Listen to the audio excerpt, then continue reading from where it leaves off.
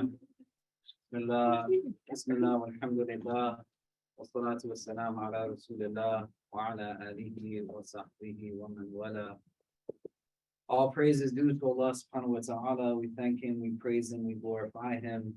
We beseech Him to send His choicest salutations upon His most beloved, sallallahu ta'ala alayhi wa sallam, and upon all those who choose to tread in His path until the last day. So on Friday, I gave a khutbah here at the IC. We've been looking at verses from Surah Al-Furqan that talk about a group of people called the Ibad al-Rahman, the servants of Allah who are categorized in relationship to His divine name of Ar-Rahman.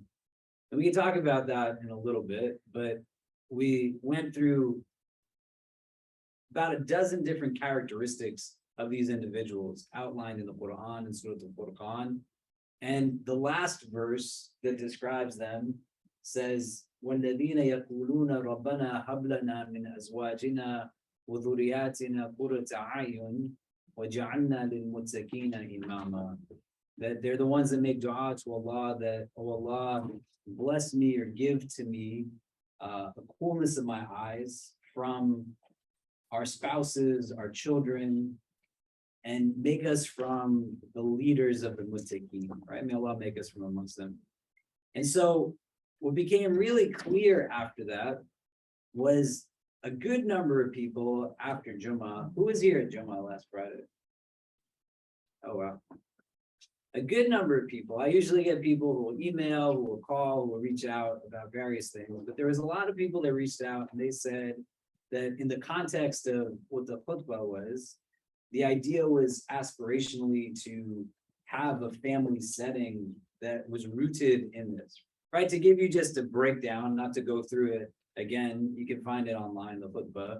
But the dua, it says, Rabbana hablana, so our Lord, right? We make dua in the Quran. There's this idea that we're making dua for all of us. You know, it's not necessarily just me making dua for myself, but the Rabbana, the na is denoting like a sense of just communal understanding. Hablana, right? In Arabic, when you say to give, you can use the word ata, you can use the word ita, and these mean to give and gift in certain ways. And there's distinctions made that one is about giving things that are material and others are immaterial, right? Like we say, Rabbana atina fid dunya hasana, wa fil akhirati hasana, right? Wa qina adhab nar. You're asking for something to be given in that sense. Hablana is rooted etymologically in the same root as the word for gift in Arabic, hiba. Is anybody named Hiba here? You have friends named Hiba, right? So hiba is a gift. And so hablana is a giving that recognizes this as like a gift. That's the sense of what the word means. The qurrat ayun, right? The word qurra in Arabic, it has the same root as the word for something that's chilly or cold or cooling, right? And your ayn is your eye. So the idea in a Meccan society from this dua is twofold, because this chapter, Surah Al-Furqan, is a Meccan surah.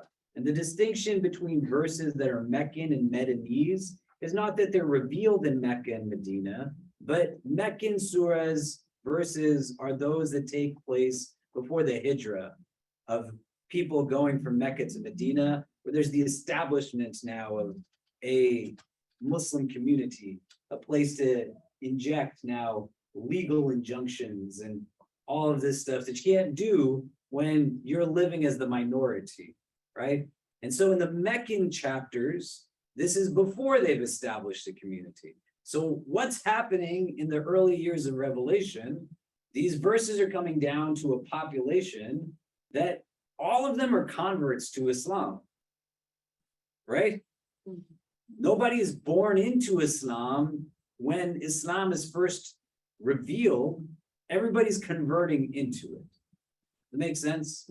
So the verse is giving indications about fundamental ethics and certain ethoses that Islam is built upon, But you have these people that are being told to make dua, who many of them are likely the only Muslim in their family.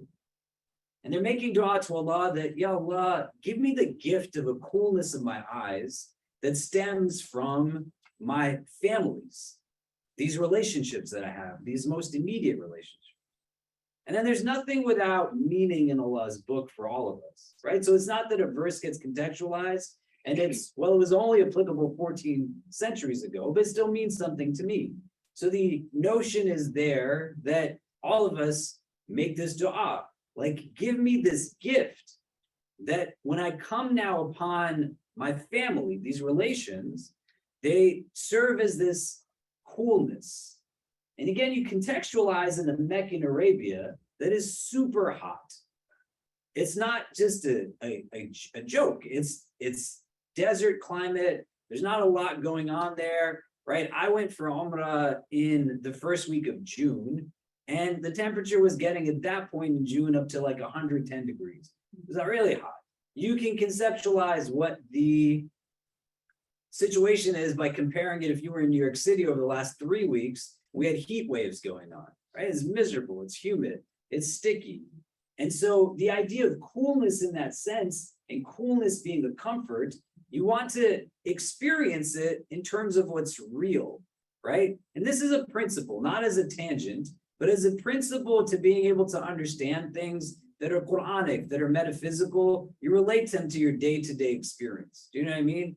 Like, it's hard at times for us to understand the love of God, but you can understand the love of God by understanding the love that you have amongst like God's creation, right? So I see the love my wife has for our children, and it just gives me an insight into a God that loves me more than a mother loves his child, right? Or the love that I feel from my daughter and my son that is remarkable. You know what I mean?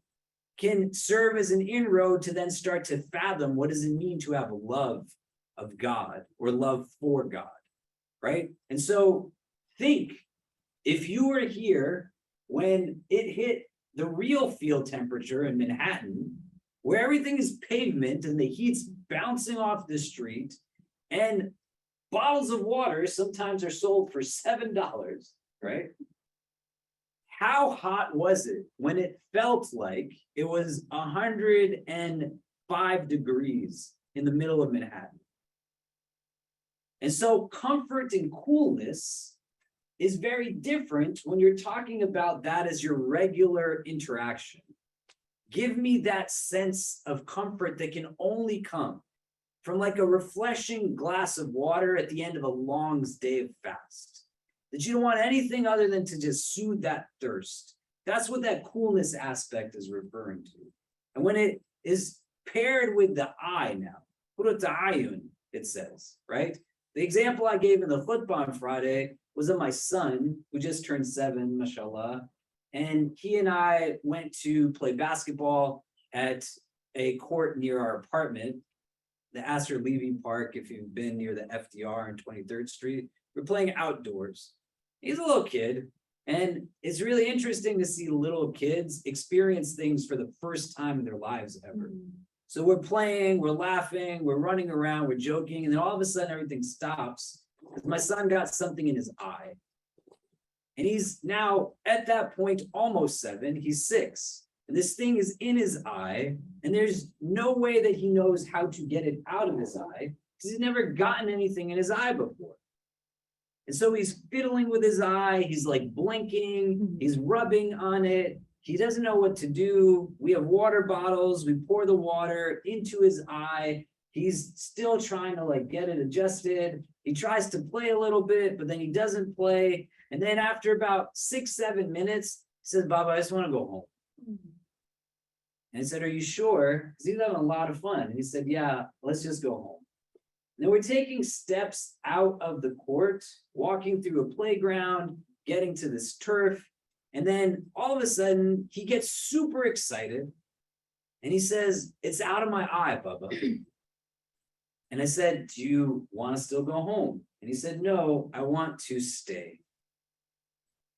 The idea of the relief that he felt in that moment, after just the difficulty of dealing with something that's so fragile, like your eye, that's what this dua is saying. That give me the gift of feeling that comfort in my perception when I see my family, when I see the people who I have close relationships with. I want that as a gift. رَبَّنَا هَبْ لَنَا مِنْ أَزْوَاجِنَا وَذُرِّيَّاتِنَا قُرَّةَ أَعْيُنٍ. That, oh Allah, give me this gift, a coolness in my eye. I want to feel a comfort the way it feels like I got gook in my eye. I got eyelashes in my eye. I got something that's making me freak out because I don't know how to deal with the fragility that is this eye on my face and it getting messed up. Let me feel the elation that someone feels when they no longer have that pain, but they have that comfort and sense, that sense of relief. I want to feel that every time I walk into my house and I come upon the people that are there. I walk into my community setting and I'm sitting now with my sisters and brothers. Give me the gift of feeling relief by seeing certain people that I have relationships with. Does that make sense? That was the dua that we were talking about as the last characteristic of the Ibadur Rahman. They make this dua. And it's a really crazy dua to reflect on in the context of all the other things that are being described of the Ibadur Rahman. And you should go read those verses because Allah gives us like a handful of lists in the Quran that are achievable. They're not given so that we're self-deprecating, but you have aspiration to say, these are the characteristics and qualities that I want to aspire towards. And so you're in this space and we can unpack it more. But the notion that is, give this to me as a gift, it also then by principles of logic assumes that some of these relationships are not gifts for us. Some are very difficult. Some can be very trying. They can have a lot of tribulation to them, a lot of hardship, a lot of challenges. And many of us have experienced these, or we know people who have experienced these types of things. Tonight, we're not going to be talking about relationships in the sense of abuse. May Allah protect us from it and protect us from ever becoming those who abuse any other individuals. But we want to talk about it not in that sense, which I'm not going to tell you that's the rarity. I'm not going to tell you that those are outliers, because I've seen a lot of people go through a lot of traumatic things. We don't want to undermine them. But we want to think about relationships that are not in the category of abuse and think about our day-to-day relationships. Because what becomes evident is that a lot of us carry a lot of hurt inside. A lot of us allow for others to carry a lot of hurt inside.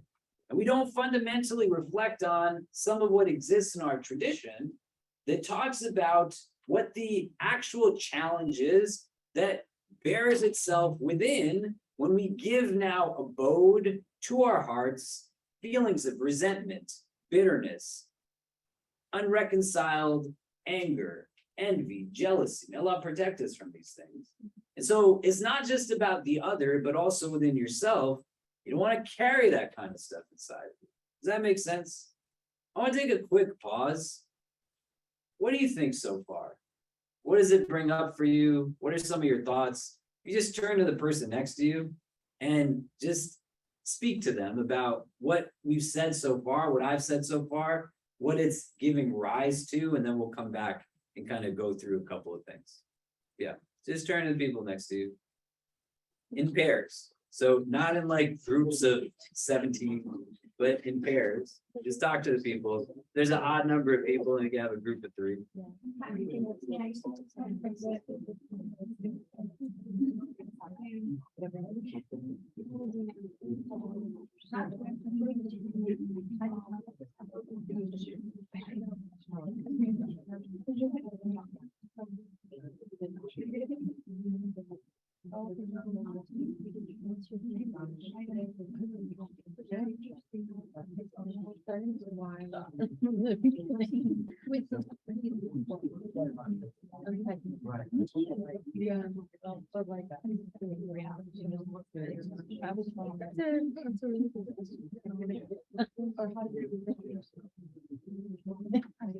Yeah, because like in the surah is all about when they pass by, like ignorant people, they like walk the system, and it's all about how they are. And like the Buddhist lives, very much so. Yeah, but like themselves, I guess. Like I wonder where that, why that is. They start how they think. They start. Maybe it's like I mean, back maybe it's like when they care like they actually come their spouse and their children. I guess like maybe it's like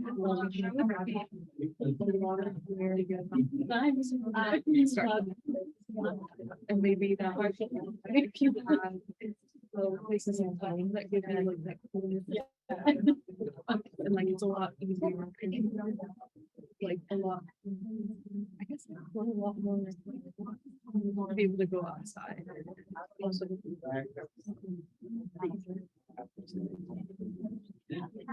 Yeah, it's like a lot of times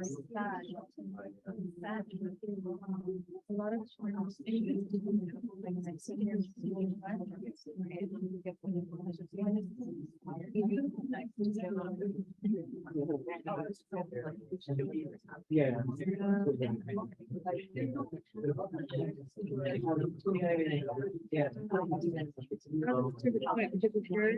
And also the family has the potential to kind of like get on your nerves because there's yeah. So like if you master yourself with your family, then like I feel like everybody outside of your household it's not but it's yeah, it's more yeah. And then like if somebody really doesn't know you and you're outside, you always need to have somebody yeah. I never thought of that. Like why alone with that. It's like yeah, it's more about how we become service conversation, but that's all I specifically about like some like giving us. Okay, so what are some of the things that are coming up for people right now? What did you talk about in your group? Who wants to start?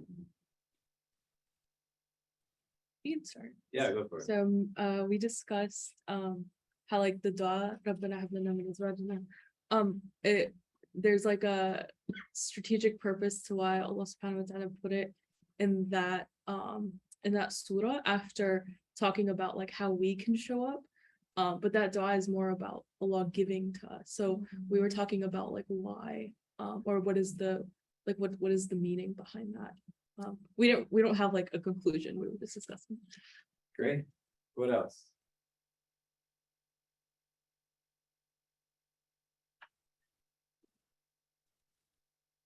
Yeah, go ahead. I think we discussed about how I think we were similar in the aspect like we grew up saying like hearing the fact that oh God loves you more than your mother, but at the same time growing up with immigrant parents where they were like if you do this God's going to be angry if you do that.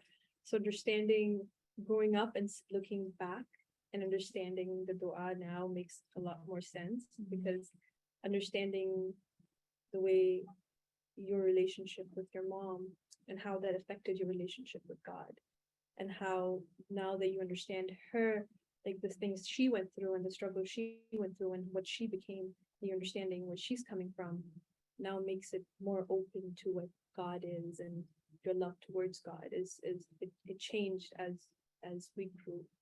So that's what we found. Great. Other thoughts? Maybe one or two more people. You want to say something? I'm sorry, I just whenever you look at me and smile. Makes me smile back at you. Oh. Like, like a lot of people say families can be like very comfortable and very beneficial to their lives, but in my case, I just feel like it's kind of stuff. We can't really change how other people think of it. I mean, I know like we should like reconnect or like rebuild bonds, but like if the other people, if your other family members aren't doing the same thing or reciprocity, reciprocating. And it becomes difficult, like especially post Ramadan or during Ramadan, just in my perspective. Yeah. Anyone else? One last person? Yeah. I wasn't here for the first portion, but, you gave me an overview of what you guys discussed. And I think a big thing that comes up for me is boundaries. And you can have such a strong bond that you lose boundaries, and that's something that we're not taught how to create. We're not taught how to create healthy ones. And I think with our parents being from a completely different world, and like as much as they assimilate, it doesn't mean that they change their mindset. And it doesn't mean that they learn the things that, like what we're learning for those of us who go to therapy. It's not like our parents are doing the same amount of work, they're just not. So it's like we're hitting a wall. But anyways, what it brings up for me is like the enmeshment theory and how important boundaries are in building a bond, because it can go too far. You know, even good can go too far, you know? So that's how I feel. That's what So we want to be able to start to create boundaries. We want to be able to understand ourselves through some of these things. Because fundamentally, you're going to live in this world, and your existence is going to have you relate to others, and will have others relate to you in some capacity. And those building blocks of our own individual growth, it's going to necessitate in some way, shape, or form that we are not going to live in isolation. We're going to come into interaction with people that we either have deep bonds with, we have very tangential, cursory relationships with. We want to be able to know what to do when something doesn't go so well, right? And what is the impact back to me as well as the impact back to the other? Because ours is a tradition that does not exist purely in the prism of externals. So it's not just that I feel something and it impacts what's going on around me.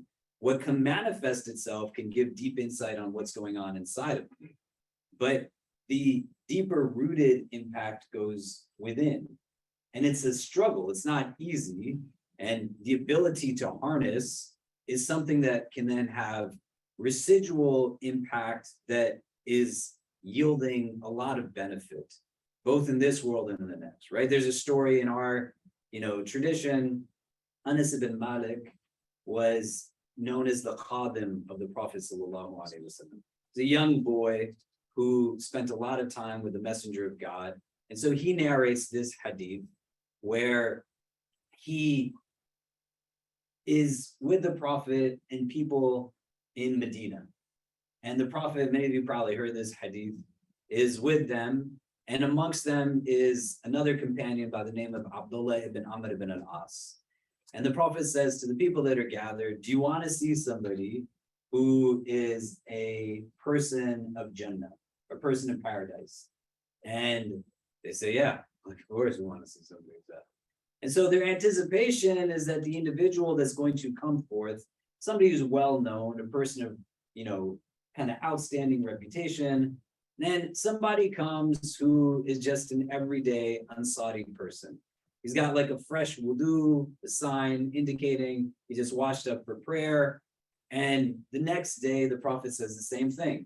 The same person passes. The third day, the Prophet says the same thing. And the same person passes. Abdullah ibn Amr ibn al-As, he wants to know what's making this person so unique that the Prophet has now thrice said, this is a person of Jannah. And so he says to this man, I'm having a quarrel with my father. Can I come stay in your home? And he's given permission to stay there for 3 days. He stays and 3 nights, sleeps in this person's house.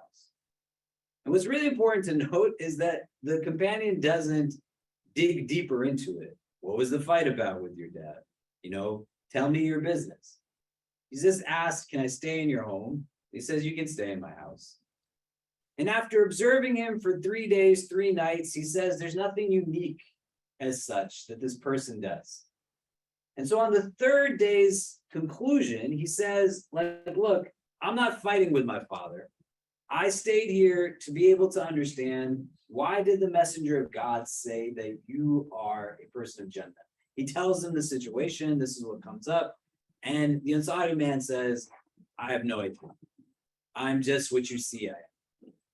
And then as Abdullah ibn Amr ibn al-As is getting ready to go, the man says to him that what I do regularly every night before I go to bed is I make sure that I'm not holding anything in my heart against anybody. And I free my heart from any bitterness, resentment towards anyone. And Abdullah radiallahu anhuma, he says that this is why you are a person of Jannah, and this is what we're incapable of. It's not meant to be an idealistic narrative, but you want to trickle it down now to human development. It's very natural that somebody wrongs you, that you have resentment. Nothing that we experience emotionally in and of itself is good or bad. Allah is the one that gave you all of your emotions in the first place. They all have meaning and purpose to it. The way that we respond to emotions can be categorically good or bad. What we associate quite often with good, bad emotions can also be a very simplistic analysis through a prism of emotional intelligence. Because if feeling joy is good, but I feel joy at your misery, then that's not a good thing. If feeling anger is bad, but you're not angry at injustice, oppression, you hear about Black people getting shot in the streets. You hear about children getting locked up in cages at our borders. You hear about all kinds of gross inequities, and it doesn't get you upset. It's probably a problem. So fundamentally, what we can categorize as good and bad is not the emotion itself, but the act that corresponds to the emotion. What is it bringing me towards? Resentment has a positive to it, because resentment gives you an understanding of your moral compass. You need to be able to recognize when somebody is actually wronging you. And you can say, well, isn't that an obvious thing? From the outside looking in, you might be able to say, why does that person let that person treat them in that way? But when you're immersed in it, you're stuck in it. The people you're trying to make sense of mistreating you are those that you've had spent years of dissonance trying to validate why somebody who cares about you treats you in this way. Because nobody goes into a relationship or becomes conscious of a relationship with the assumption that my friend actually hurts me. My father does not treat me right. So resentment in and of itself is not a bad thing to feel. You get what I'm saying? Because you need to have a level of awareness rooted in your moral compass. It's not a moral relativism, but you're able to stand and say, it's not okay that you do this to me. But now if that feeling stays with you, it's now not just something that you experience in the moment, but it's something that you hold on to forever. Not by your choice, you didn't put it there, but it's still now there within you. It's going to have a toxic impact because it has the capacity now to bear the likeness of something that is acidic. The resentment in and of itself is a deep challenge. And if you have anything that bears the properties of something that is acidic, it's not hurting what it is that's around it, but it's hurting what it is that is encompassing it. It's going to just deteriorate the vessel that's holding on to it. And the positioning of emotions in our tradition, your spiritual heart has multiple layers to it, right? So you have the sadr, that's the outermost layer of the heart, right? Right? Are people with me? Do you get what I'm saying?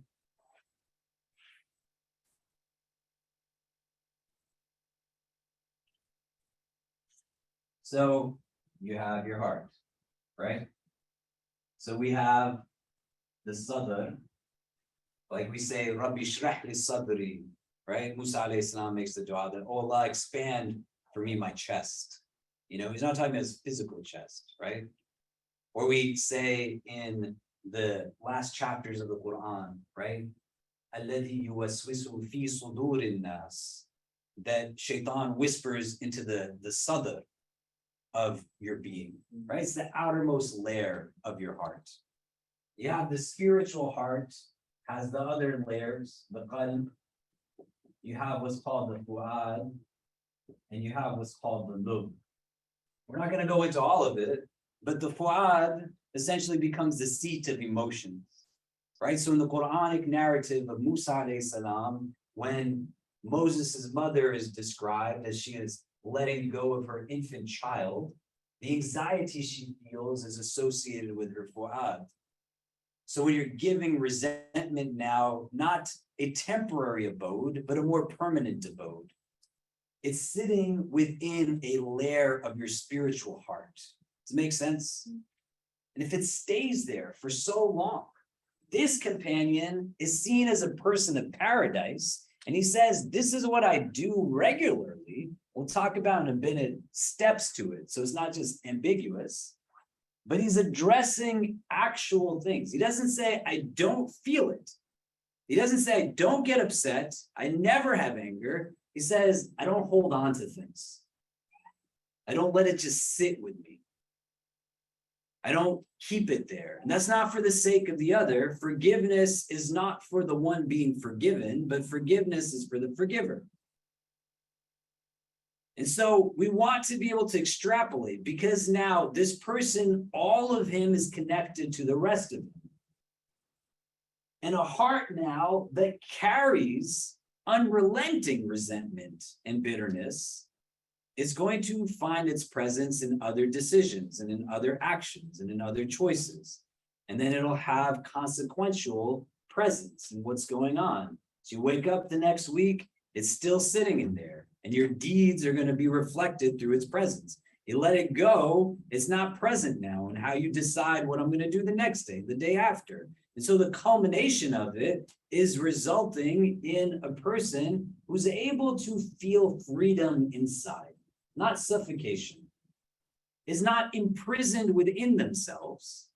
And then the end result is that person's a person of paradise, because the heart is seeing the world in a different way.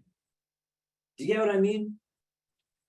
The other ways we want to think about this is rooted in now how we as a principle in our relationship with God, that there's a variable of how we relate to others impacting how we relate to the divine. You can't have this conversation in a way that's devoid of reality. So understand the principle objectively. Don't jump to mesh it into your life. Because just like that verse we just said, الَّذِي يُوَسْوِسُ فِي صُدُورِ النَّاسِ, Shaitan's going to get you where you're most vulnerable.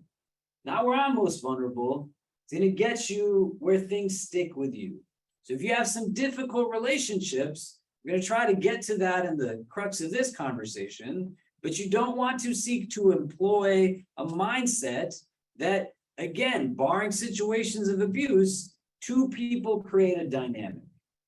And that dissonance is going to have us at times take on a lot more blame than we necessarily need to, or have us get pushed back to memories that are infused with hard conversations, arguments, quarrels, irreconciled emotion. That's not what the point of this is.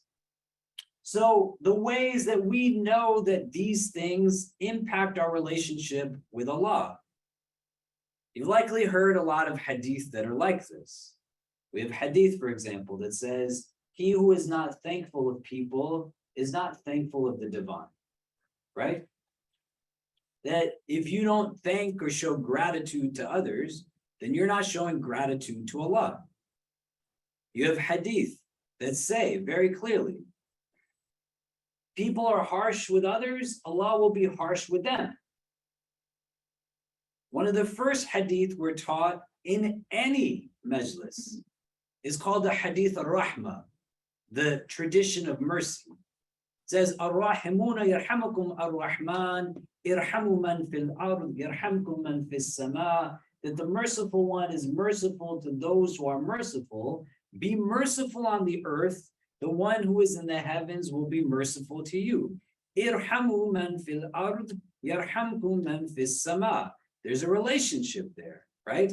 In another hadith, Jabir ibn Abdullah radiallahu anhu, he says that Allah is not merciful to those who are not merciful to mankind. We can keep going on and on and on, right? Son of Adam comes to Allah on the day of judgment. Allah says that, why did you not feed me when I was hungry? Visit me when I'm sick. Give me drink. He says, you are Rabbul Alameen. How can I do these things? He said, my servant was hungry. My servant was thirsty. My servant was ill. Had you gone to be with them, you would have found me there. There's connections here. There's relations here. And so what these narrations are indicating to us is that the immediate interaction is between person A and B. But fundamentally, how I treat you is going to also then impact how it is that I relate to the divine. Does that make sense? And so why we want to get a hold of this is because we want to feel empowerment and strength through our relationship with Allah. And to recognize that the default that Allah has said, there's literal hadith that says Allah has written above his throne that his mercy exceeds his wrath. It's a rule he imposes on himself. So the dynamic that I have capacity to influence in my relationship with Allah is just the presence of myself that I bring to that relationship. And this is not a good or bad type conversation. You don't want to think about it in that way. But at the juncture of life that we find ourselves in, having regular modes of inventorying what's going on with me so that I'm not giving myself the facade of healing or giving myself pursuits of complacency, but I want to have real contentment. I want to feel good and balanced all of the time. And so we become a product of a lot of different things, but there's fundamental relationships that we have elements that start off in a certain way, and then they just grow and grow and grow, and they start to build literally within us things that overshadow our prism and perspective. You don't want to carry that kind of heaviness inside of you. You don't want to have that kind of hurt. You have people that are not reciprocating. You still determine for yourself, though, how you relate to others with healthy boundaries. But fundamentally, you can have a boundary that is setting for you a sense of self rooted in self-care, or you can have a boundary that has now built itself up as a wall that has you constantly on the defensive. Stress is not a bad thing to have. Your stress is going to give you a sense of adrenaline that's going to tell you, hey, the bear is about to attack me, I better run. But what if you felt that feeling the majority of your wakeful hours? And your body has now been overwhelmed for years because the default mode of existence is one of just stress that stems from irreconciled pain, bitterness, unending resentment, damaged relationships. And so the idea of rebuilding is not rooted in this notion that, again, Shaitan has victory over you, that says you're a bad person because you hurt. You don't want to think about it in that way. But you want to think primarily for the sake of your own inside that you don't have to carry this pain. It's not an easy fix. It's not just something that you pray your pain away. You're not a light switch that you turn on and off that says, now I'm happy, now I'm sad. But you got to be able to go through places of recognition. It's a process. The person in the hadith does this so often and so much that it's something that bears now regularity, going at the end of the day and engaging. We have a spiritual practice in our tradition that is essentially rooted in this, that is just called muhasabah.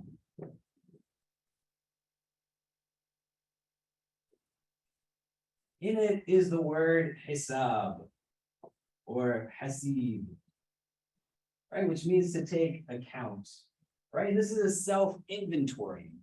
You build into your day, your week.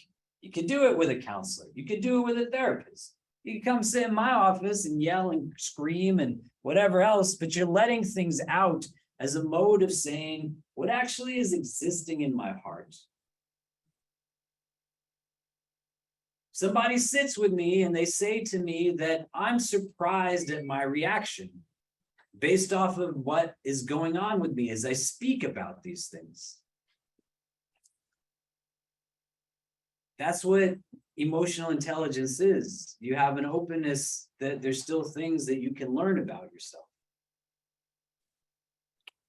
If I was to ask each of you to take a moment and to just say, like, what do you really have in your heart right now? What's going on in there? It creates agitation, creates anxiety, creates stress, creates frustration. Who are people in your life that you have difficulty with? And it goes in the other direction also as a mode of healing, right? So we could start this conversation off, and I'm not going to make you do this, but I could tell each of you to pull out your phone and text somebody that you care about and just say to them, thank you for being in my life. That I love you. I care about you. Many of you would likely get a response from somebody that would be like, are you okay? Like, are you sick? Right? Something happened to you? Because it's not the norm where you express that sense of appreciation towards somebody. If your heart has overt levels of just living through thoughts of bad relationships again and again and again, and it's not experiencing you express recognition of positive relationships ever, then it becomes abnormal. Why is it abnormal to tell somebody you care about them? Right? Now you experience this, and there's an imbalance. That over here, the negativity is quite prevalent to the point that the positivity is so diminished in its impact, but it's so rare to experience also. Because if it's rare for you to express, then it's also rare for the person that you're not expressing it to hear it coming from you. Then they don't get to hear that you care about them, right? We see each other. How many times in a week do you and I see each other? Maybe 14, 20. We don't see each other 20 times a week. No, I don't know what you're doing. Yeah. Go Holloway. Every time you and I see each other, what do you say to I got more like Yeah. And I love your beard, Yeah, right? or your outfit, Yeah, or you. just really nice things. Say it's so nice to see you. I like to see you too. And a simple interaction can create a different sense of belonging. Doesn't have to be so overt. Doesn't have to be drawn out. I can't remember a time that you and I have seen each other where I haven't smiled. And that's remarkable. And you want to think, is that like a hard thing to do? No. But just at some point or the other, that just started happening. And you play a role in choosing that for yourself. Are you going to walk around and let what defines? Yeah, it's not easy, but if you can acknowledge, I got a lot of clutter inside. And we figure out strategies to remove the clutter. Part of which is a proactive mode of deliberately engaging in what will render now a sense of upliftment and positivity. that doesn't have me exist in my own head saying, I hate the way that I am right now. I don't like myself. And it's one of the worst consequences of carrying those things inside of you. You start to dislike you. You have difficulty in loving you. And then you put all kinds of things out, helter-skelter, to all kinds of random people.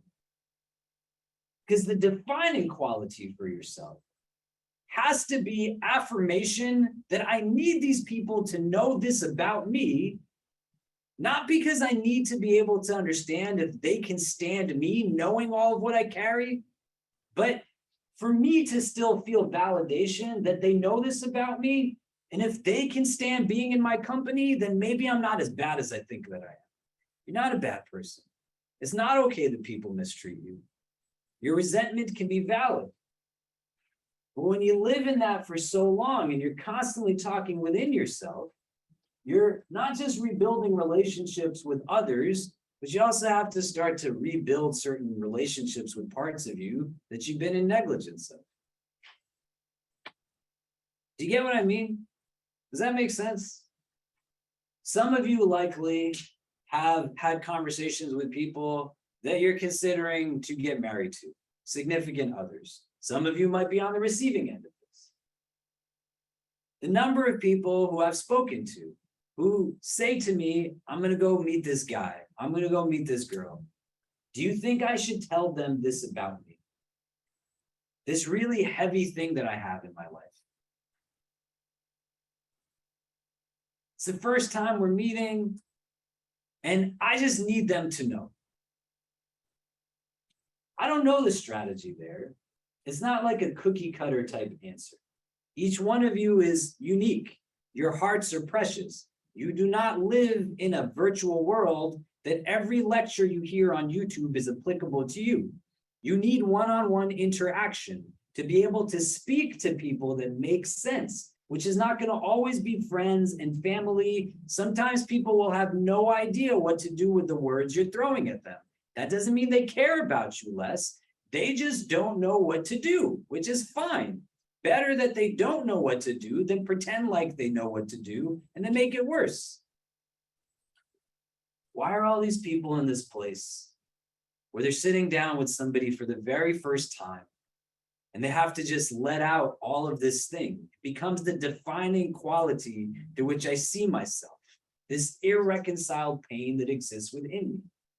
I can't see all of my beauty in its entirety because I've now been defined and identified purely through this prism of hurt that came to me from a relationship that didn't go so well. When you're hearing this, you got to be able to understand that if you have the capacity to patch something up and acknowledge the pain that you have put into somebody else, you don't want to let it just keep going. My 9-year-old daughter was talking to me last night about something. We were going back and forth. I love her so much.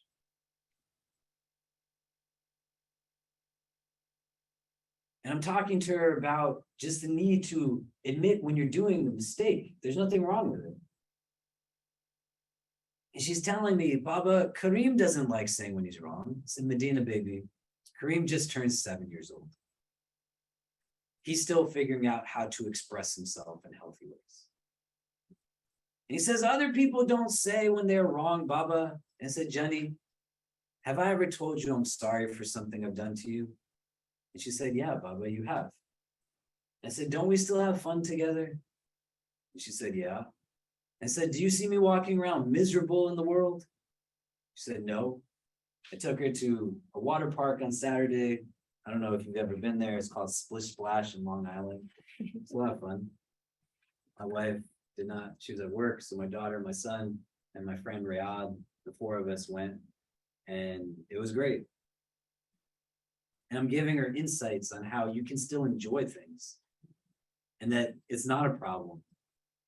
But my 9-year-old needs to be able to understand also that her father, that she sees speaking in front of various audiences and on television and here and there, still has to be able to apologize to his baby girl when he does something wrong to her.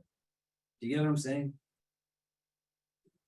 So you have to be comfortable with the reality that if you have hurt someone, that you need to play a role in making it whole again. Why is this important? Even if you have to make it egocentric, in our theological understanding, on the day of judgment, before anybody gets to go anywhere for eternal existence, everybody's going to be brought together to be able to make things balanced. You're going to have to stand there with people in that moment, and the things that are not reconciled, they're going to have to get reconciled. That means people owe you things, they're going to be taken into account. May Allah grant us all entrance into his Jannah without any judgment. Before people move, this is what we talk about. Your relationship with God is contingent in ways on your relationship with God's creation.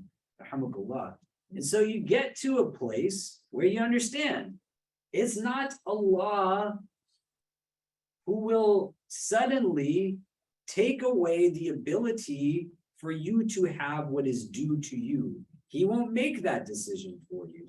It's not for him to make it on your behalf. Somebody owes you something, they don't take care of it in this world, you're going to stand with them on the day of judgment, and things are going to get taken care of. Similarly, you owe something to somebody. What a foolish reason for me to be delayed, denied entrance into paradise because I can't say sorry to my daughter. Can you imagine that?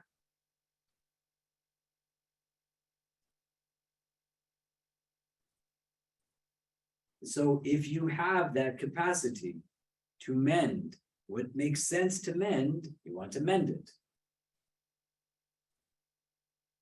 What we want to focus on is mostly the other end of it, where I'm carrying the pain inside.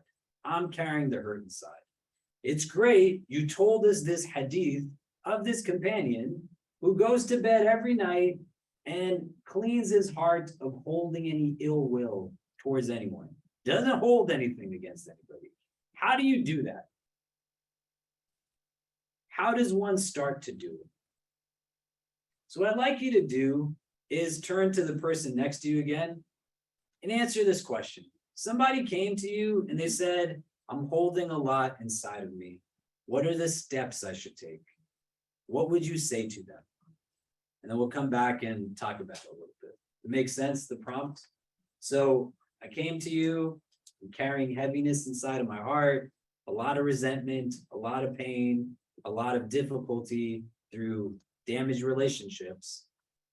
These are not abusive relationships, right? Let's make that clear. It's not an abusive relationship. Entirely different scenario in that sense. Somebody's in a place where things are not going well with someone else. They come to you and they say, what do I do?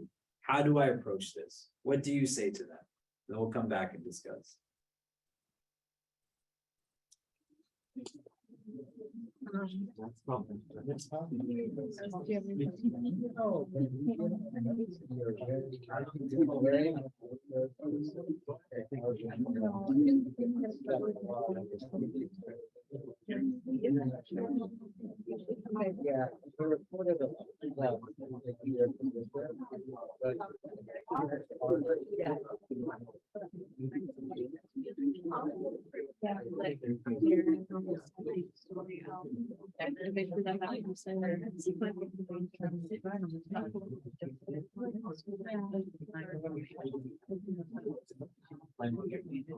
For them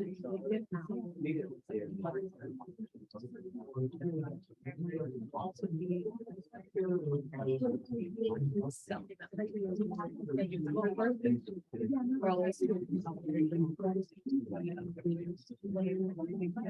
feel like that's just to healing.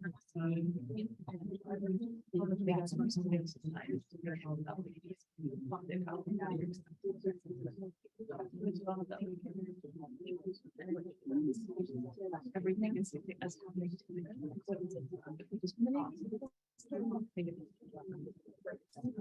Like it's like easier to. Yeah, I don't know, I think my therapist was never acknowledging that I'm doing a lot of someone who like admitting that like yeah, you know, like talking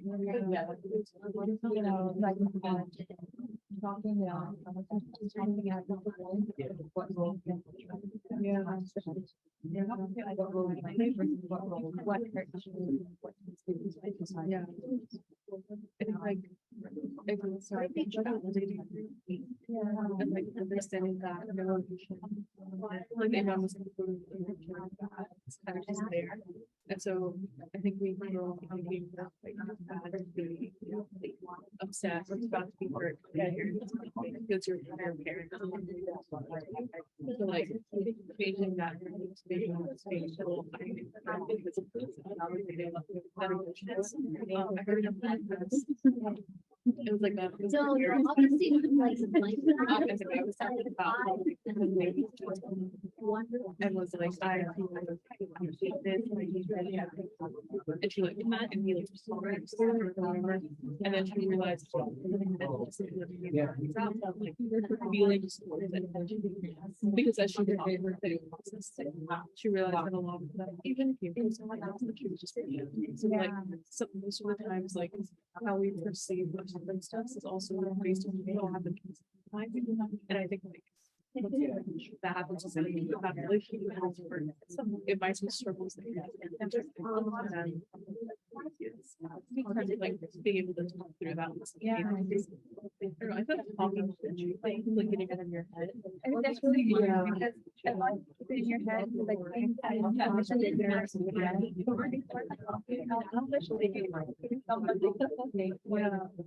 lot of the times you start identifying you said what when the child along the way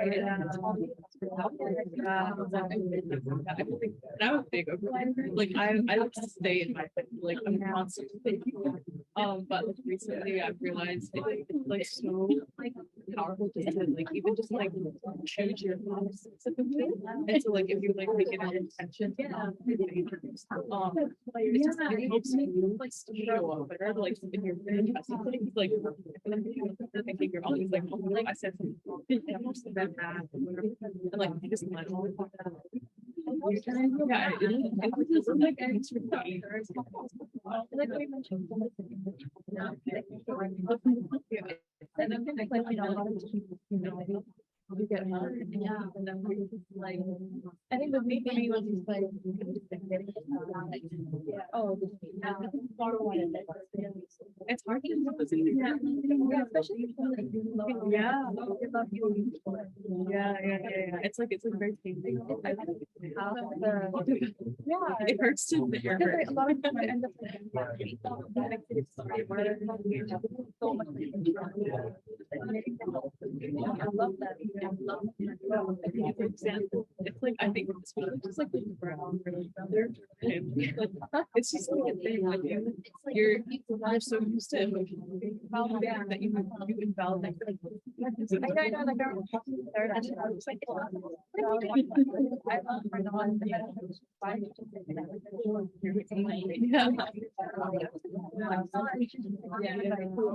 Would it hurt?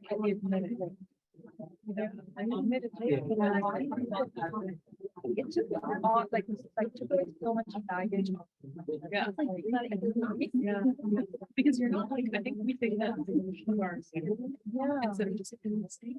And I think when we don't it stops inside of us and it just stays there. But if people don't about it process it and then they Yeah. Like stepping away from feeling like observing like Okay, so what did we talk about? What were some of the things? I heard everyone talking. Yeah. I think this is like informed by my like course, I'm very biased in this, but I often, if appropriate with a friend, often advise call your parents and like, or connect with family, and that from that rootedness, I think you're more equipped to tackle other heaviness or other problems that you might be facing. Yeah, I think family is like a really solid resource if it's available. Okay, great. What else?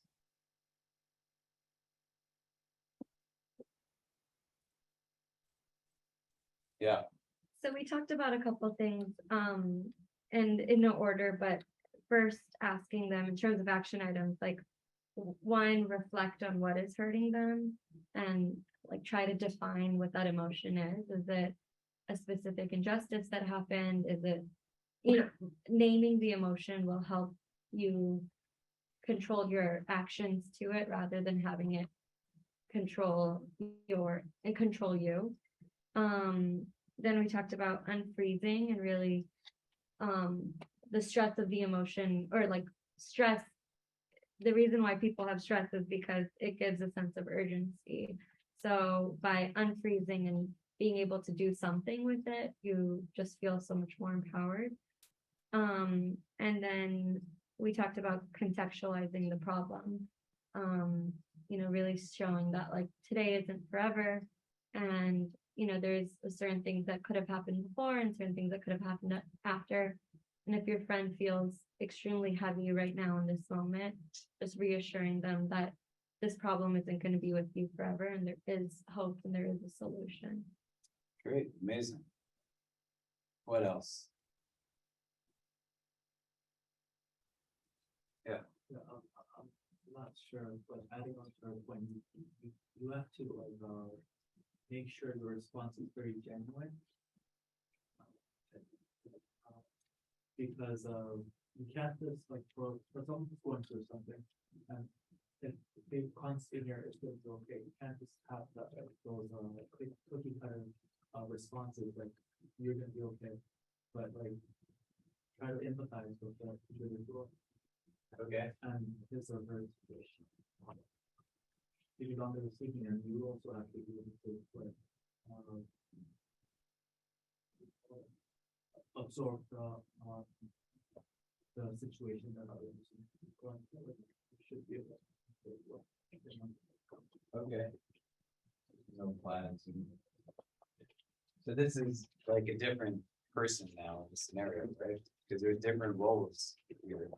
You're the person that's hurting, the person that's being vented to. And then there's also a third group that's, I'm the person that could be doing the apologies, right? Or it could be potentially the one that's helping to heal because I hurt.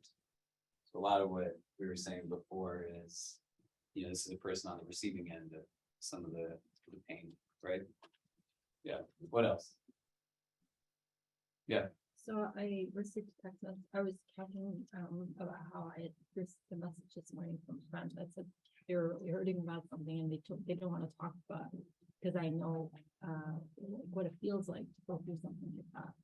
And I thought, like, we always I always try to think about the wisdom behind whatever happens to kind of just cope with it. And then I never thought, maybe it happens so that when someone else is going through that, I can kind of be that listening here. Amazing. Anything else? Just listening to them, and empathizing is there, but letting them tell what they went through, because sometimes things are pent up, and especially as a male, you don't say much, and if you start saying, you shut it down. But when just listens to you from time to time, that itself gets you thinking about, your thinking errors, so maybe you're overthinking, or maybe making a mountain out of a mole. Yeah. So let's focus on this person here, right? Because it's really easy sometimes to give wisdom to others, but we have to drink our own tea. We don't really do that so well. So the idea is to be able to create this idea. Someone comes to you and says, what do? And now you're telling them to do all this. So you got to tell yourself to do all this. right? So step number one in this is, and you might say, well, that's obvious, is like, you have to want it for yourself. And that's not an easy thing to be able to at times really acknowledge. It's not entitlement by any means, but you are fully in a place where you are owed a sense of contentment. You don't have to carry garbage inside of you. You shouldn't have to carry clutter inside of you. Nobody should. But if nobody should, that means also that you should not have to, right? It doesn't mean the world won't get heavy. We're not talking about an absence of sadness or grief or these kinds of things. Everybody goes through things. These are normal human and emotional experiences. That's not what contentment is.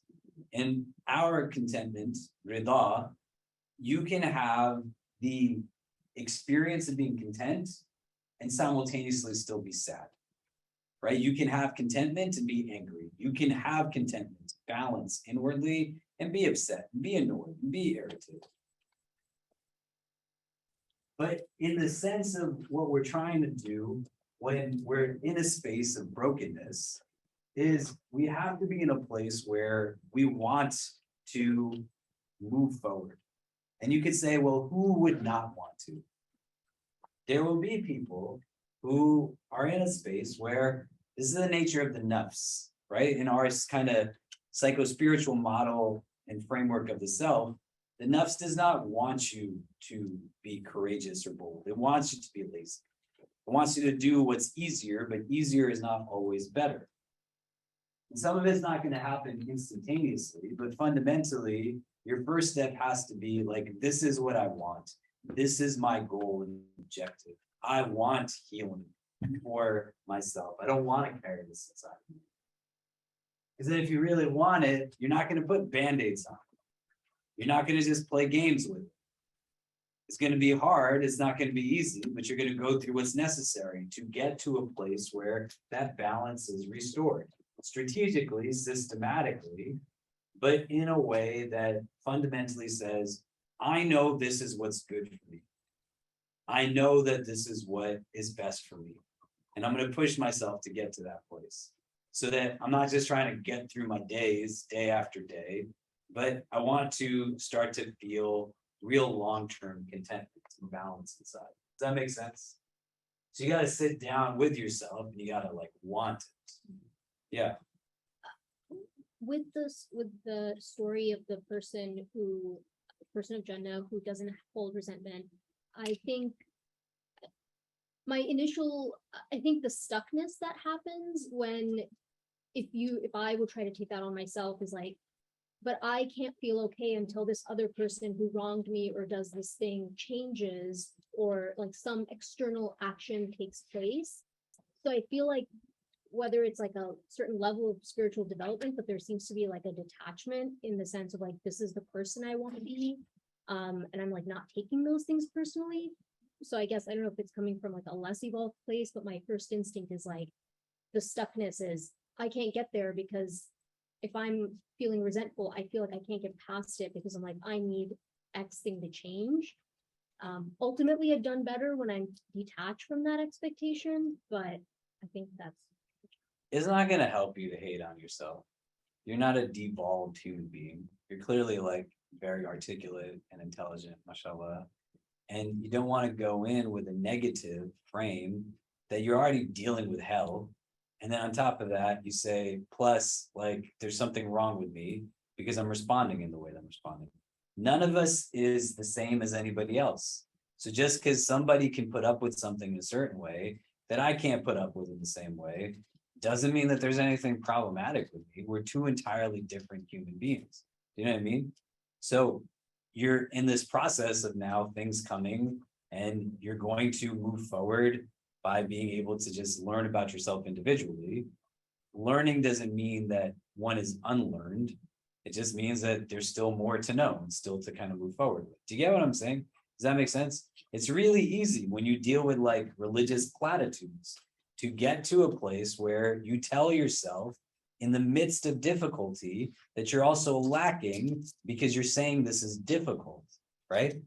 The idea of gratitude is to not pretend like the world is amazing always. Some parts of the world are really great, right? But some parts are really heavy. Gratitude is meant to be a vision modifier. It's not that like, here's the obstacle, and my gratitude suddenly says there's no obstacle. But what my gratitude enables me to do is to see the obstacle differently than if I was to see it absent of the gratitude. It's a vision modifier, right? And so shaitan is going to get to you, your nafs is going to get to you to pull down as much of your own kind of shields as possible. So I'm already thinking about something that induces anxiety, and then I interject another layer of anxiety that the way my mind functions cognitively, when I now start to think about the first thing, I automatically start thinking about the second thing. So I've taken the equivalent of one, and I've now doubled it in heaviness before I even know how to carry either of them. Do you see what I'm saying? Does that make sense?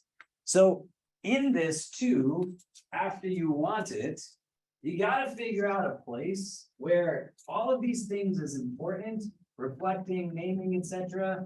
But how do you reflect?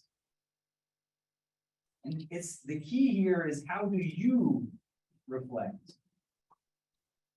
Where do you go to reflect? Where do you go to self-express? Where do you go with regularity to actually contemplate upon things? The default settings that most of us go through are ones that are inwardly inducing chaos because outwardly we're not seeking out stillness, right? Does that make sense? Our tradition embeds 5 moments of clarity in the form of ritual prayer in a day. But our relationship to them individually will vary person to person. You also have, though, a need to have regularity of just spaces where you can sit down to breathe. So I'm not like a, teapot just like simmering over, looking for everything to spill out. But I know how to get myself to a place where I can even begin to think about what it is that I'm going through. The naming of something can be done strategically or it can be done instinctively. And if you do this at a point where you're not in a place of rest, and you tell yourself, you're angry, you're lacking because of your reaction, and then you say it 100 times over and over, then you're going to convince yourself of anything. If you get to a place where there's stillness, and you allow for yourself to maybe not get fully to a place of homeostasis, but as close to it as possible, and then you try to name, right? I'm so angry at my friend. In reality, you were actually just sad. You weren't angry. But now you told yourself you're angry, and you've also told yourself being angry is terrible. And then everybody around you is like, why are you such an angry person? And it's just anger. And then it's not that you're not coming up with solutions to it, but it's not working because you're not actually framing what the problem is. You're not angry, you're just sad. You get what I'm saying? So the accurate naming of it is the first bucket of emotional intelligence, the ability to accurately name and harness what you're feeling. And what it assumes is that there's constant miscalculations in the namings of things. There's like 31,000 emotions you can feel. If you open up your smartphone and you look through all of the emojis that you have access to, they are so nuanced to be able to express, whether you are making those faces or not, when you put them into a text message, what they have done is created modes of expression that can identify with such specificity what you are feeling in conveying now to the person that's receiving it. You're not just using the same 5 words again, happy, sad, angry, whatever, right? But there's like entire lists of these things. You can feel all of those things. Do you get what I mean? But the minute you start telling yourself, I am this, then that's what you believe you are. The minute the people around you start telling you, you are this, then you're going to start thinking about it this way, right? You are a bad son. You are a bad daughter. Allah is not happy with you because you treat your parents like this. You are not a good wife. You are not a good mother. You are not a good sibling. You are not this. You are not that. It builds now core beliefs cognitively that come from the repetitive nature of these conversations, inwardly and outwardly. It's not going to be an easy fix, but you got to disrupt it by finding a place of stillness. Where do you go for that in the course of your routines? That you're able to have places of self-expression. Family can be this, but it also might not be. And not just because family might be the source of the problem, but sometimes you need objective places. Reflection doesn't have to be done in your own kind of individual space. You can take people with you to reflect. You can reflect with somebody. Most people, when they come and sit in my office, they're just taking advantage of a space to self-express.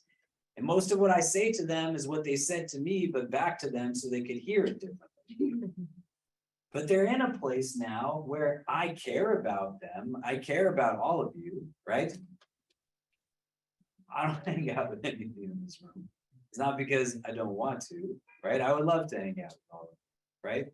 But you have friends that you have different relationships with than I have with you, right? You have family members who care about you differently. They're in a space where their own anxiety sometimes makes them solution-oriented.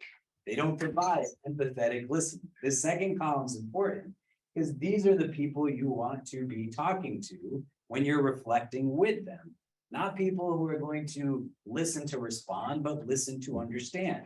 And not people who are going to just give you platitudes, right? Allah likes you to be merciful. What do you want me to do? Are you telling me I'm a bad Muslim? Most of what they're saying to you is because they don't know what to do, but they live in a solution-oriented society that says, I have to say something. It's not even coming from a bad place. They care about you. They don't know how to say, I don't know what to do. So you get to a place now where a therapist can be helpful, a counselor can be helpful, regular spaces where you just go to reflect. You can come and sit in this room that is quite often quiet, and you just look out the window. And you're just taking things in. So much of our tradition relates us to things that are elemental. You make wudu, you're touching water regularly. You don't have wudu, you engage in tayammum. You're literally touching the earth, the dirt. Your prayers are based off of a cyclical pattern of the sun and the moon. We went to Splish Splash on the weekend, and we didn't have any phones the whole day. So you can't go on a water park and water rides with phones, unless you're so addicted to your phone that I saw people holding these like large plastic kind of Flavor Flav type necklace things that just had their, and they were so frustrated. We're in the lazy river. The whole idea is to just enjoy the laziness of it. And there's a man in front of me standing, instead of letting the water push him, and he's got this plastic case on his phone. He's like banging it, trying to get it to go. My man, just go lock your phone in the locker, dude. That's all you gotta do. We didn't have our phones. And so you can tell the Qibla from the rising and the setting of the sun, right? And it's not hard, right? The sun sets in the west, rises in the east. And so you know after Dhuhr time, the sun is starting to descend.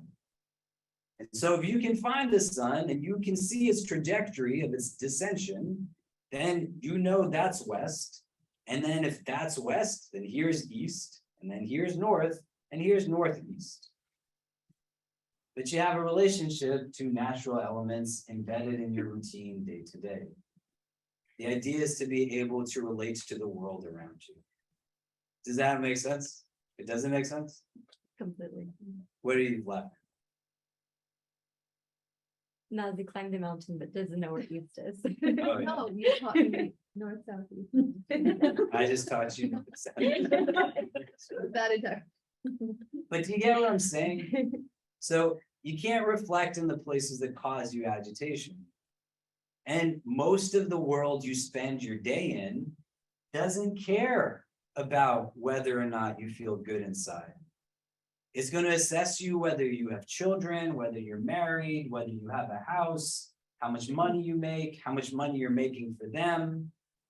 It's going to bank on the idea that you're not designing your life so that a corporate vehicle can design your life for you, and tell you that your happiness in a consumer-driven society is rooted in purchasing what they're telling you should buy so you have happiness. So you just take a break sometimes and you relate to the world around you.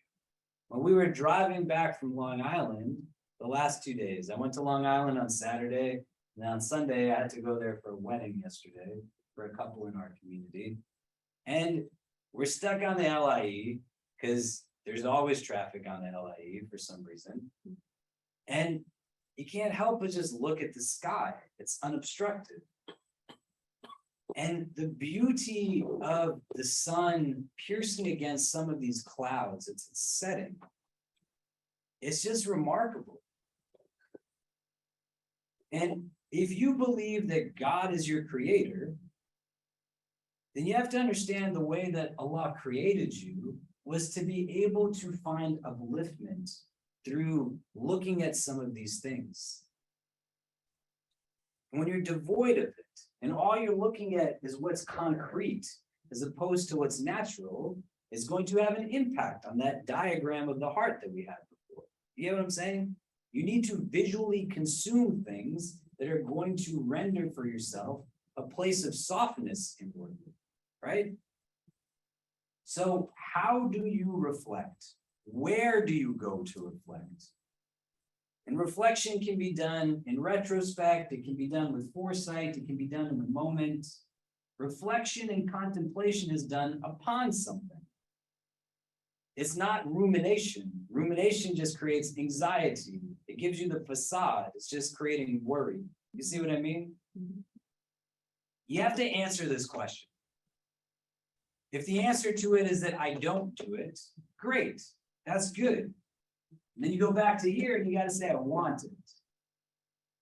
So I want you to individually now just take 2 minutes to yourself and try to think out, where can you do this? There's a park that's behind our library here that is situated between 2 apartment buildings used for grad students and some faculty that we started to do events. It's called Sasaki Park. In the pandemic, we couldn't have food inside. We couldn't do a lot of things inside. We started taking people. And so very begrudgingly, I took people to this quiet place that I used to sit in all by myself. It was always still there. Not so many people. And surrounded by trees. If you hear anything, you hear kids laughing at the playground close by. But there's nothing that you can feel other than just stillness in this kind of chaotic New York City constant, right? I love New York, don't get me wrong. There's times where I'll sit in my apartment, just in my bed, and I'll pull out something and start writing on it. A little space like in the couch where I like cushion myself into, doesn't have to be drastic things. You don't need to go and find something that's out in the middle of nowhere that's hard for you to access, right? The answer to this, living in New York City, can't be the place I go to reflect is the Prophet's Mosque in Medina. You're not going to go there every week, right? So it's got to be something that's accessible. It's got to be something that makes sense for you. It doesn't have to be a park, but it's got to be a place that doesn't create anxiety. A place that allows for you to tap into all of your organs of sensory perception so that you're turning inward with everything God has endowed you with to be able to understand what's really going on in my heart. You get what I mean? 2 minutes really quickly. Where do you do that? Just thinking in yourself. And as you're thinking about that, how often do you go to these things? These outlets, these spaces of reflection, these places that uplift you, that you like to be in the company of certain people or the presence of things.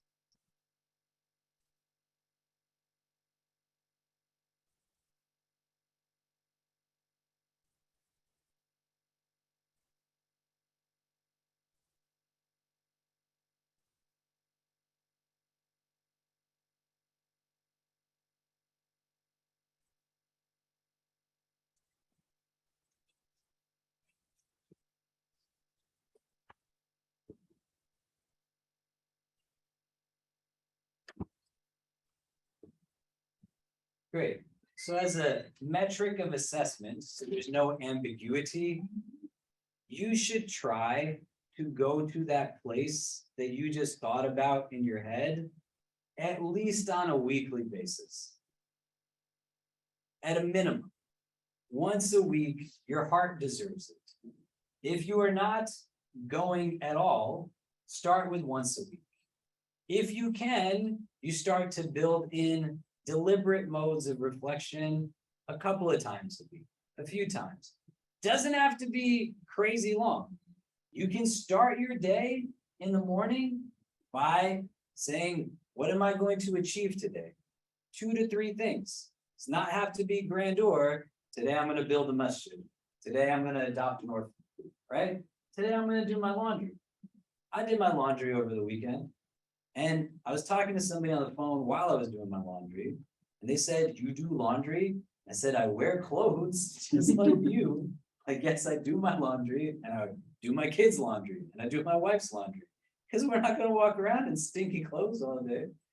But at the end of the day, folding these clothes and putting them away, alhamdulillah, I got my laundry done today. When I'm reflecting backwards in the evening, I get done some of the things that I want to get done. Those are some of the things that I want to get done. You see what I mean? Right? It doesn't have to be huge. It can just be something that makes sense where you are. How do you reflect? Where do you go to reflect? I want to be mindful of time. These are things that are really important. I want us to talk about briefly what does not work and what are things we don't want to do. When you're going through your healing process, an outlet is not meant to be an escape from reality, but it's meant to relate to reality in a way that it enhances the reality you find yourself in. Because you can also convince yourself in a way through dissonance that you are wrong about things that you are not wrong about. Just as the person on the other end can tell themselves that they are the one that's in the right, even though that they're undoubtedly wrong. When you're dealing with this kind of pain, you don't want to turn towards outlets that hurt you or hurt somebody else. Most of what we can do that gives us temporary satisfaction, it's going to be just like little chips away at what the anxiety is. I can't tell you the number of people that I've sat with who are just bubbling inwardly with a lot of angst. And every person that they see, they just start telling their business to. Doesn't mean you're doing something wrong, but it's not going to be strategic.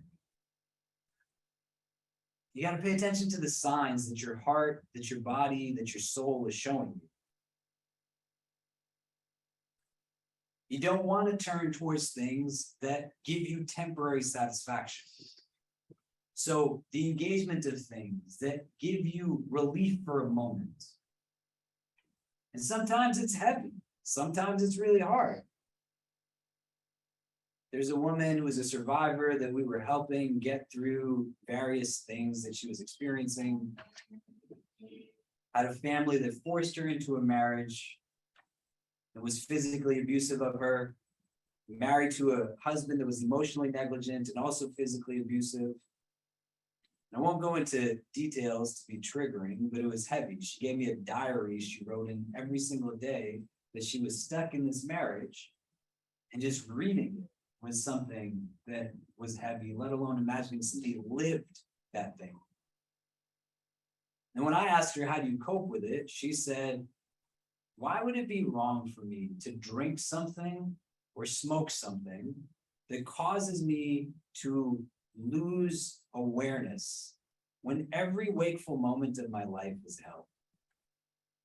Now, I didn't say to her, because I'm supposed to be in this box, oh my God, that's haram. What are you talking about? Because that's not where she's at. Do you get what I mean?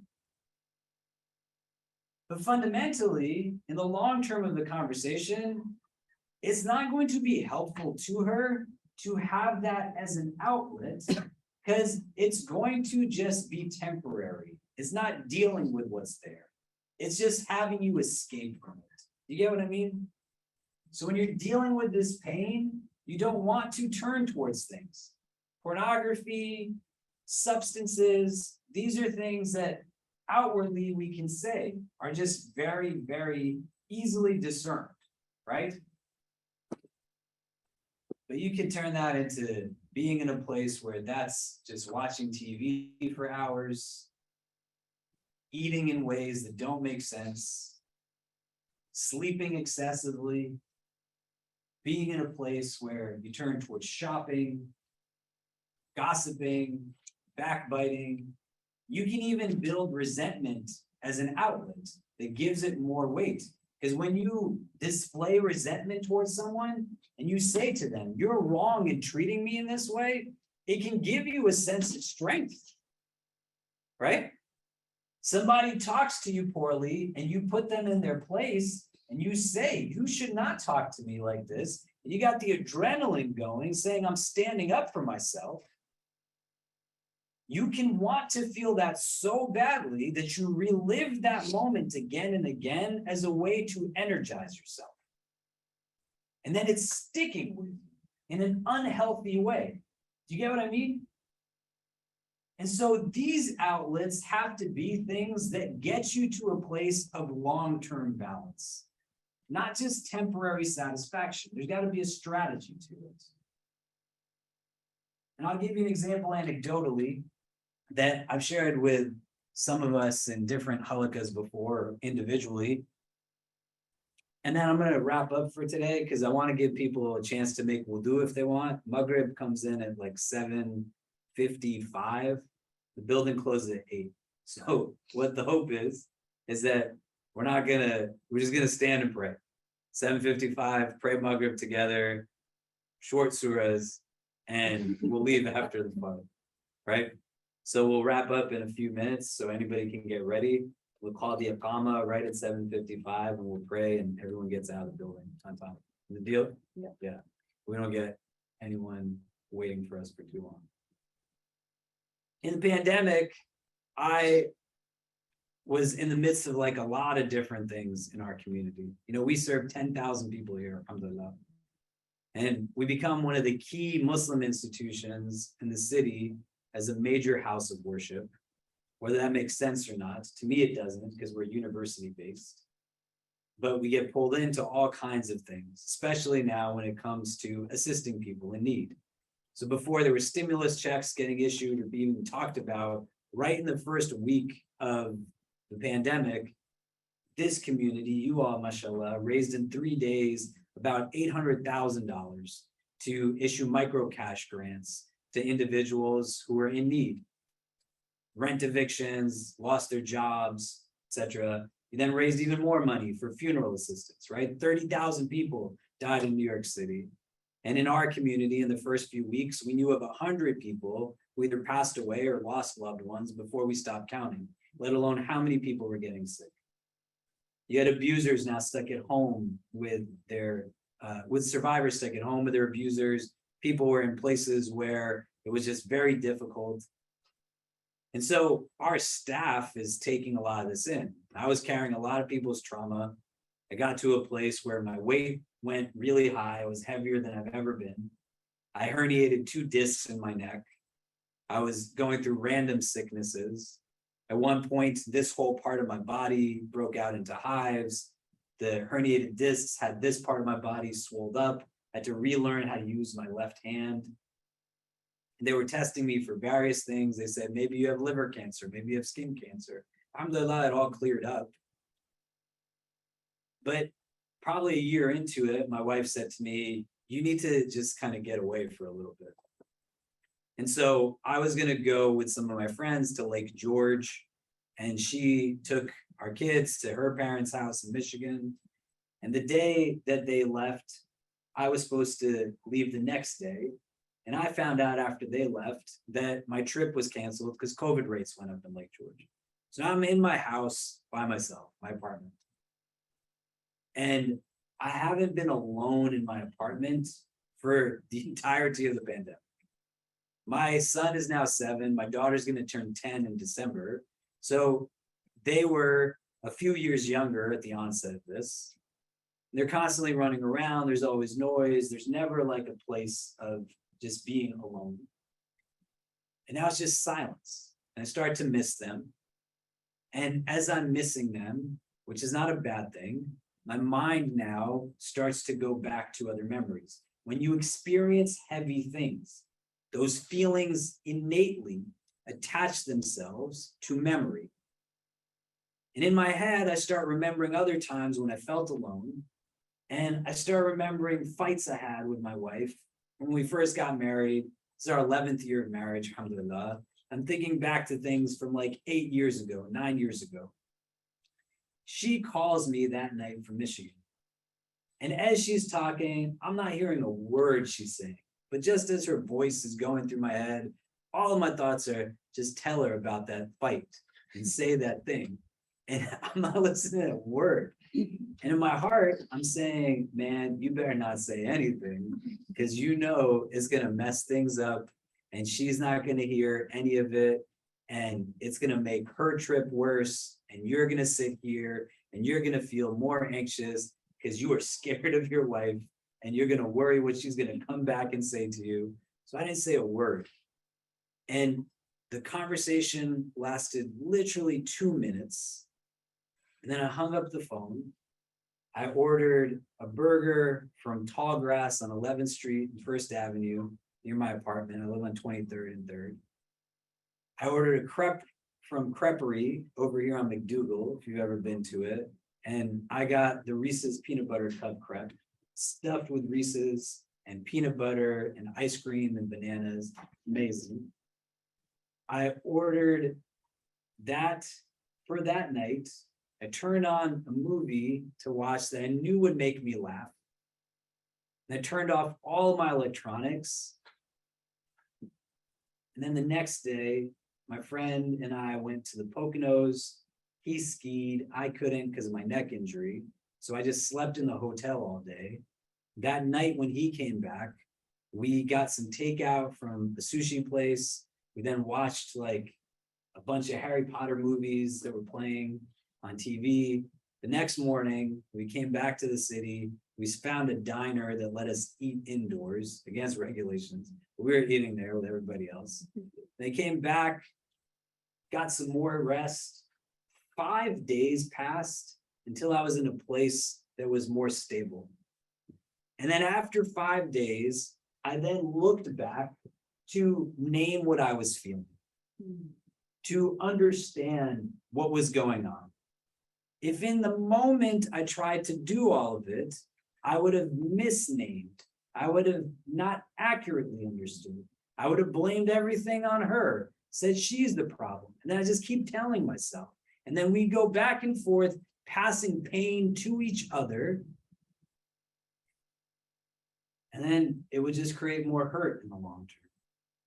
So the outlet is rooted in reality, because I wasn't eating those things or watching that stuff as an escape, but I knew I had to get to a place because it wasn't even in a vacuum. The whole year before it was dealing with all kinds of things in the pandemic, and it's culminated to this place. All of you is attached to the rest of you. You don't have good work-life balance. You don't have good self-care strategies. You don't have ways to deal with life. And then life pushes you down. It's going to hurt 1,000 times over. Inshallah, that never happens to any of you. But you have to start building strategy into it. You get what I'm saying? As you get older, it's a lot different. My kids literally will fight with each other. And they will fight with other people on the parks that they go to. And 5 minutes later, they're all playing together again.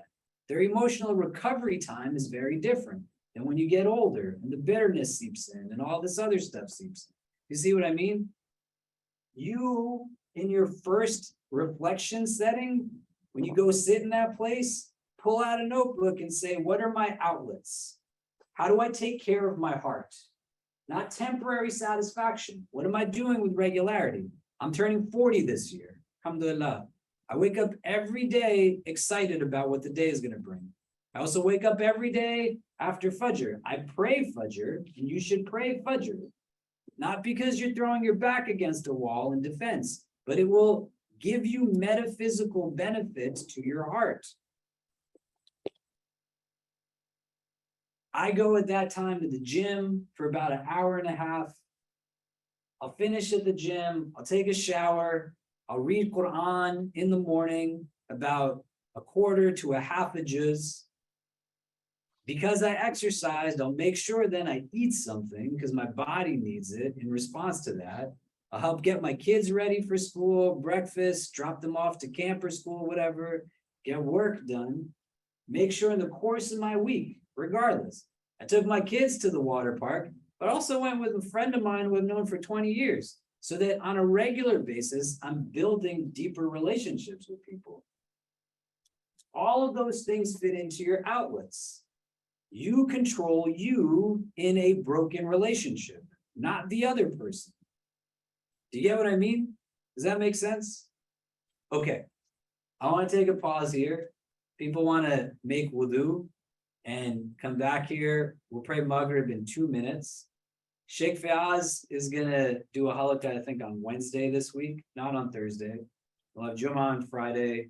And then next week, I don't know what the halakha schedule is gonna be also, but as we're hiring more people, we're changing things up here and there. We're gonna do other programs as well, restarting our professionals group, our converts group, our women's initiative, all these other groups that we have. So look out for those, inshallah. But likely we'll continue on some of this in a different way next week. And then post Labor Day, we're gonna have like more structured topics. Like I used to do the book of assistance. I think we'll go back to a text that'll also help us with some of this in terms of just individual healing, spirituality as a tool for healing. But you can just look out for it on the emails, inshallah.